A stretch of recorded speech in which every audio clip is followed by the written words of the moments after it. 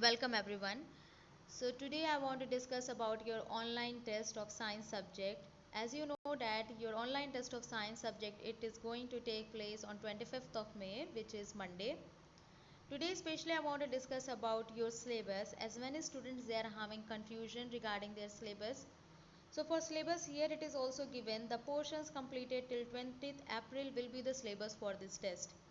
Still many students they are having confusion that what are the topics covered and what are the topics it is going to ask in this online test. So the topics which are covered are starting from introduction till the topic of states of matter, in which we discussed three states of matter: the solid state, liquid state and the gaseous state, plus the topic of sublimation. They are the part of your syllabus. I am repeating it once again. The topics which are covered for this online test are starting from the introduction till the topic of states of matter, in which we discuss three states of matter, only these three states, and not plasma and Bose-Einstein condensate. That means plasma and Bose-Einstein condensate is not a part of this online test. Plus the topic of sublimation, that means we discussed also about the process of sublimation.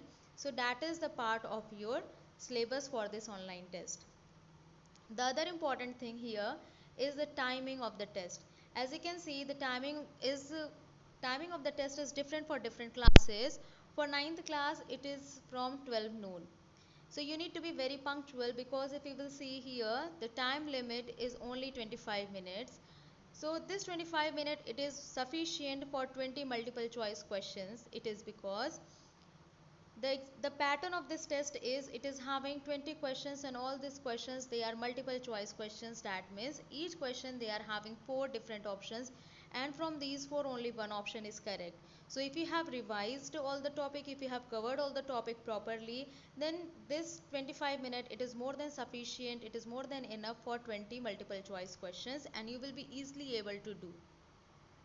So try to prepare, try to cover all the topic properly, try to prepare all the topics and revise also.